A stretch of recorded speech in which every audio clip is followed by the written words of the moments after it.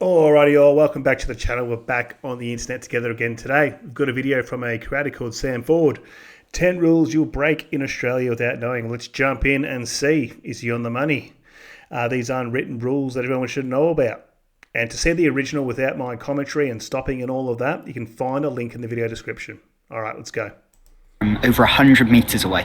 It's not the accent, it's not the clothes, it's the unwritten rules, like what you eat for dinner, or the particular way you like to say thank you, or even how you behave when someone says to you the word Onya. So these are the 10 secret rules that most tourists break without even realizing it, and if you want to fit in and not get awkward stares like I did when I got here, then this is your cheat sheet. G'day neighbour. Shut up, you bomb.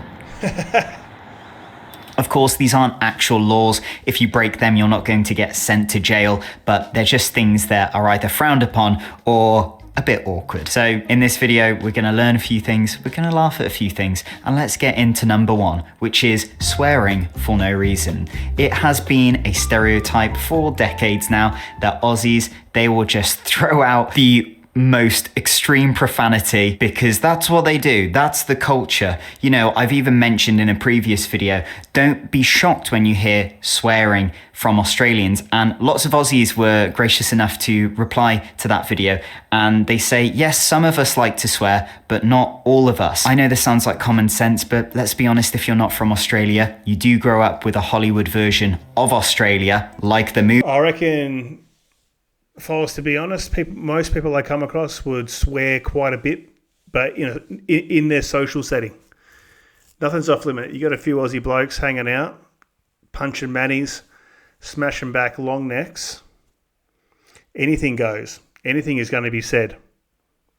I'm not saying so much in a more formal context though. It's very much frowned upon. You get the sack pretty quick for swearing at work.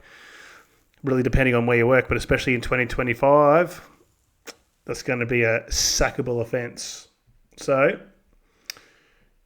he's not wrong there. Swearing happens a lot. Movie, Australia. Welcome to Australia.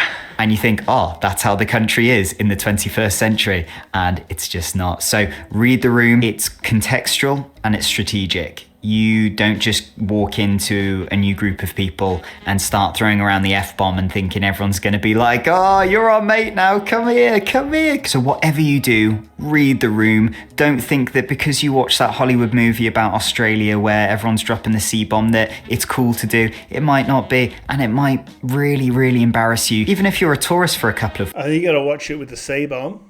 I think the C-bomb's an acquired taste. I think definitely things are a bit more uptight now. You want to go and drop that. Yeah, you're probably going to shock a few people these days. But historically, when I was growing up, someone drops a C-bomb, no problem, who cares? It doesn't mean anything. Even now, I actually don't care. I couldn't give two shits about it, really. But I think there are a lot more stiffs around than what there used to be.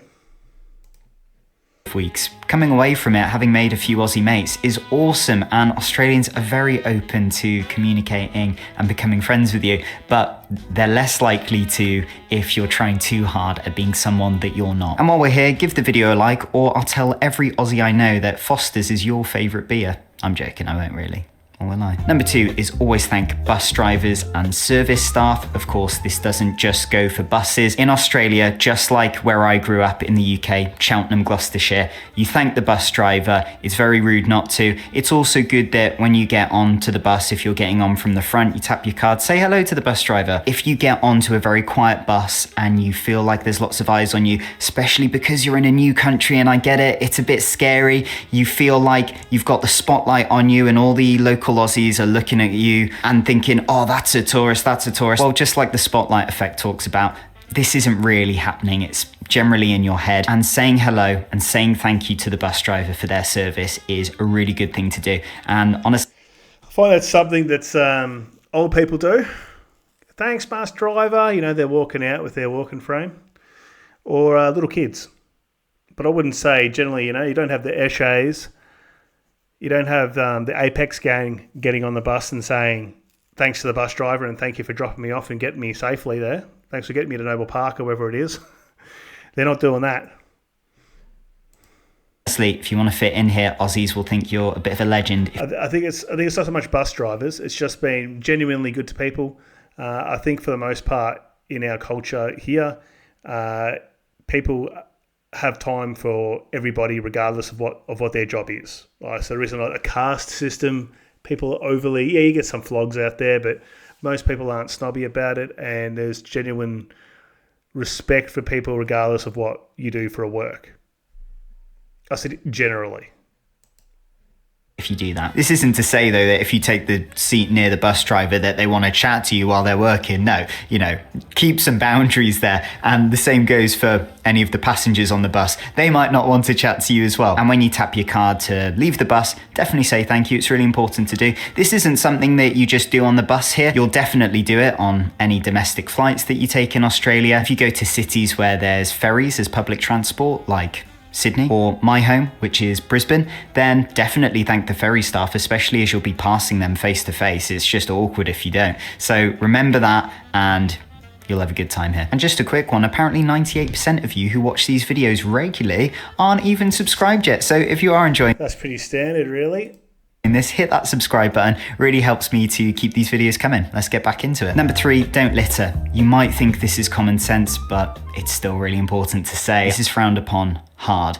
Not only are there steep fines if you get caught, but Australians and Australia as a whole, they really care about their agriculture, their ecosystem, their wildlife. And you should too, because you're stepping into somebody else's home at the end of the day. Even if you're only here for a temporary amount of time, you wouldn't walk into your mate's house with muddy shoes, trample mud all over it onto their lovely cream carpet. I don't know, man. This guy's glossing Australians as being super high class and with all these value systems and all this sort of stuff. A lot of them are rough as guts.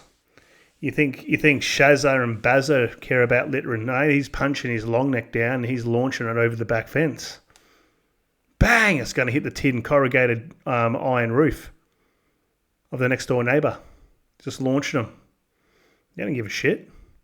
But in all seriousness, cigarettes, butts are everywhere. There's rubbish everywhere. So I wouldn't say that Australians are any more picky than other people. But one thing I did know, we've got a lot of Karens in Australia. A lot of Karens, I don't know what a male version of a Karen is, but a lot of those types. Say you smoke a cigarette, and you shouldn't do this, but you smoke a cigarette and you throw a butt out the window, you're going to get reported a lot of the time. Someone's going to take your number plate down and dob you in, so to speak. All right, let's move to the next one. This Harry Potter dude. Glossing the Aussies.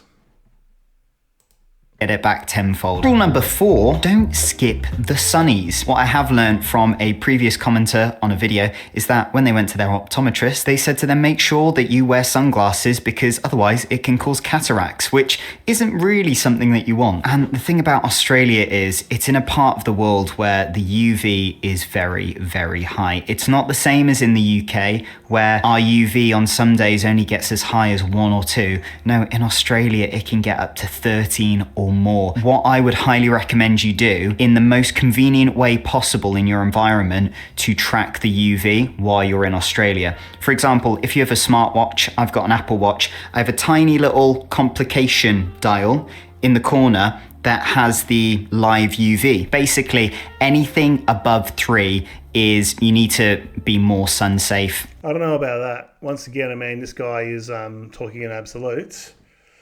You see people going to the beach and putting canola oil on or vegetable oil to tan themselves. So again, I think that's probably an individual thing. I actually don't see a lot of people wearing sunglasses. Only in social settings you might see it on a sunny day at a barbecue or something like that. You don't see them wearing them around, to work or anything like that. It's very rare. But hey, that's my observation. All right, let's move on to the next one. Rule number 5.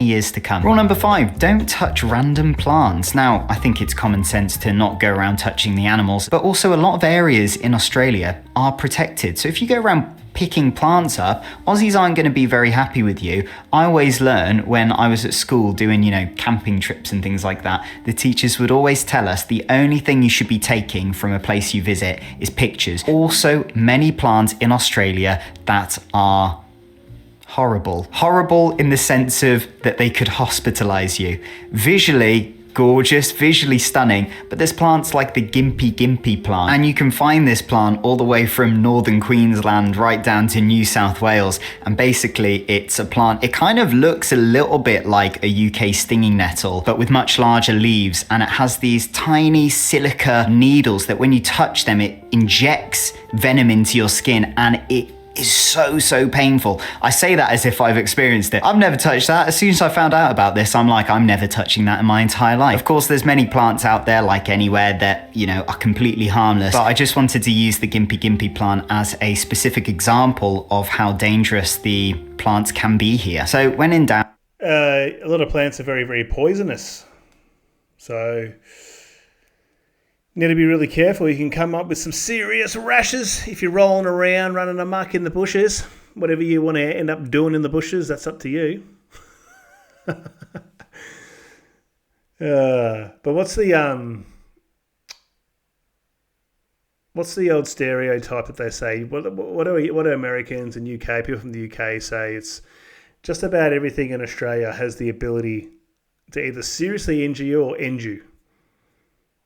Spiders, snakes, stingrays because of Steve Irwin, they're on the map now. Sharks, great white sharks. Other varietals of shark. Crocodiles. What else is there? I'm probably missing a few. Put them in the comments if I'm missing them. But they're the generalisations. The drop bears, the old famous drop bear. Obviously a fictional creature, however it's been lived on through myth for decades. The old seppos keep falling for that one. It's classic. All right, let's see what Harry Potter has to say. Out, hands off the flora. If you want a nice bunch of flowers, go to your local florist and then, you know, put a bit of money into the community. Now, I have to be honest, there were plenty of times here where I thought maybe I'd never fit in. Felt like maybe I'm a bit too British, a bit too like awkward and stiff sometimes. It's also that sort of feeling of seeing, you know, like Aussie blokes talk to each other in their like really cool Queenslander accents, and the conversation just seems to flow a bit more naturally. And, you know, I'm not the most masculine man, as a lot of you know. If I'm being totally honest. So there were moments like that, but then I sit down with an Aussie mate. I sit down with, you know, Aussie relatives, or even like my mechanic who just did my service the other day, and they are so warm, they are so welcoming, and they're teaching me so much about not trying to force surface level small talk. Most Aussie guys, so let's just say this guy here would cop an absolute ribbing by your traditional Aussie guys. Say you're having a few beers, so they'd really put him through his pacing, just hang a whole bunch of shit on him and see how he takes it. But generally, if you're not a complete flog, people will accept you. Accept you at face value. It doesn't matter really where you're from. As long as you're a good person, you know, you're trying to fit in, you're not trying, as you said, too hard to be something you're not and coming on like completely fake. Generally, most people will be pretty accommodating, I've noticed. I'd say more people than not. It doesn't matter where you live. There's always people out there that aren't interested in being nice or being courteous or warm and welcoming. You know, they make out Australians really warm and welcoming. There's plenty of see you next Tuesdays around as well. And I'll tell you to go and get effed for no reason.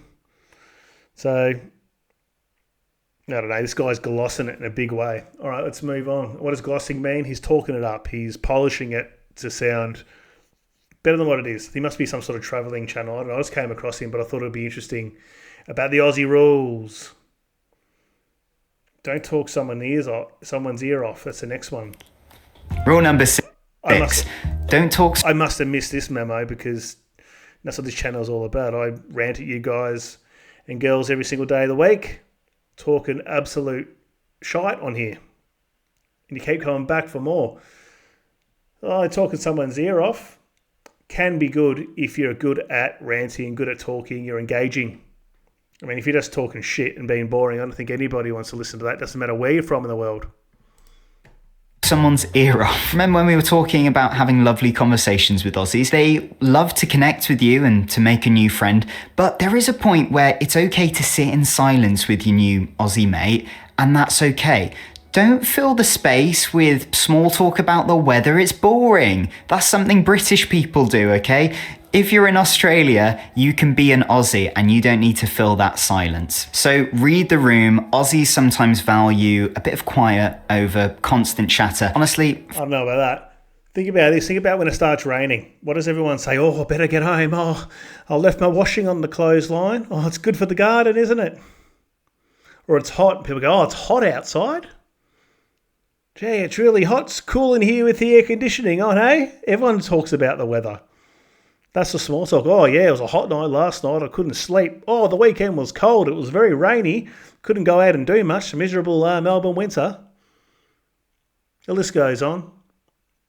Love a good bant about the weather. Ah, it's good for the garden.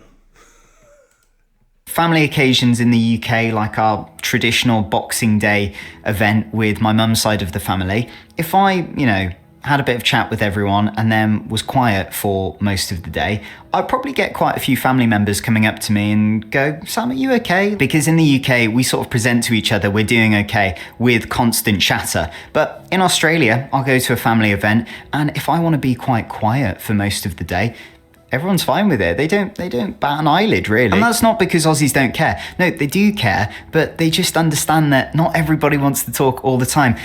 And honestly, it's a relaxing thing. It's a relaxing thing not having that social pressure on you. Rule number 7, don't insult New Zealanders. I've had many an Aussie. What are we talking about? That's a national pastime. The old sheep rooters. We've probably got plenty of you sheep rooters watching me. How did that name even come about? What one New Zealand guy, got caught doing that to a sheep, and that's it. It's just stuck. And every New Zealander gets branded with that terminology. If you know the origin of that, I'd love for you to tell me in the comments. I've always wondered where that comes from. Does someone literally get busted doing that? Comment on videos. Not that I haven't been, don't worry, I haven't been insulting any New Zealanders. Australians have told me only Aussies can insult Kiwis and vice versa. It's like sibling rivalry. It's like a sibling relationship. If someone outside of those communities does so, then it just looks a bit tacky, really. So this isn't to try and, push you out of the group of, welcome to Australia. But, if you haven't grown up in Australia, if you're not culturally Australian, it's best to hold off on the very pointed, harsh banter towards Kiwis. So rule number 8. Make it out like it happens all the time, though. You would say that very, very rarely. That's a bit of a trope, that one. I don't know. I don't think any Aussie, if you walk up to the Maori, however you say it, I'm saying the Bogan way, Maori. If you walk up to them and you start hanging shit on them, I'm pretty sure a Tarago full of them are going to knock your teeth out. I think you're going to be happy about that. They go, you're Australian, you can just hang heaps of shit on me. Once we're warriors, all those guys will come at you. Don't tell Aussies their slang is wrong. I think that's a very interesting one. We have our own language over here.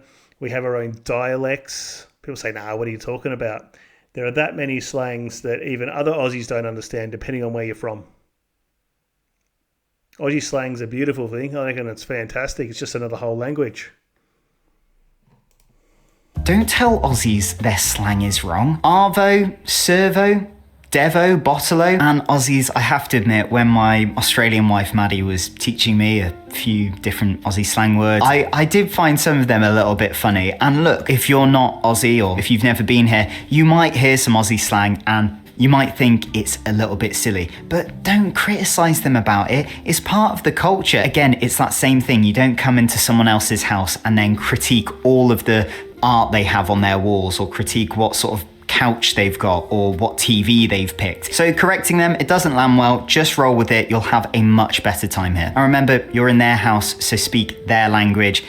It's not hard. Rule number 9 is don't eat out super late. Not because it's a crime, but more so because you physically can't. So I'm speaking specifically with my experience here in Brisbane. A lot of kitchens close quite early. We're talking like 9 or 10 p.m. And, to Aussies, that might sound quite late, but if you have grown up in Europe like I did, lots of kitchens are open quite a lot later. If you go to France, if you go to Spain, the kitchens are open very late. I mean, the Spanish famously, they don't start eating until like 9 or 10. And I felt this very hard. I've been working far too late one night, you know, editing my videos. It's got to 10 p.m. and I've said to Maddie, oh, it's late, should we just go out to eat? And she'll go, where? There's literally nowhere you can go right now apart from 7-Eleven. Don't learn the hard way. You don't want to go a night hungry. You don't want your little tummy to be rumbling while you're in your bed. It's not a good feeling. So Aussies, they like to eat early. They like to have their kitchens close early and plan ahead. Rule number 10 is don't rely. This is a classic. This is the biggest stereotype. All Aussies are like that. Love it. On Google Maps in super rural areas. I'm talking if you are going into the outback, not only do you need to be prepared driving the right vehicle, having backup petrol, plenty of water, sunscreen, food, safe places that you can visit, but you can't rely on Google Maps. You need to start getting good at reading maps, a real map that you can hold in your hands. You're probably thinking, Sam, what do you know? You haven't even been into the outback yet, even though you've lived here for a year. It's true. I've been exploring the lovely cities and towns. You know, it's very cushy and I'm enjoying myself. Don't worry. I would argue most Aussies have been. I've never been to the outback. I've been to Darwin, good old Darwin, but I haven't gone to Uluru. I haven't been hanging around in the Kimberleys. Haven't been down to Kalgoorlie, down the local pub there in the small towns. I would argue vast majority of people don't leave the major cities. What about you guys? Have you guys been? I don't know anyone really who's spent a significant amount of time in the actual outback itself. I'm talking Wolf Creek style. Alrighty guys, so thanks for watching. If you've made it to the end, consider subbing to the channel, like, comment and share. And if you want to support my channel, there are ways to do so in the pinned comment and the video description. If you want to contact me, there's also information now on how to do that there. Thank you very much for watching. I thought I'd make a bit more of an upbeat one after a little bit of bad news that's been coming through the media and stuff. It's just good to switch off from it and have a bit more of an uplifting and chill video. See you in the next one.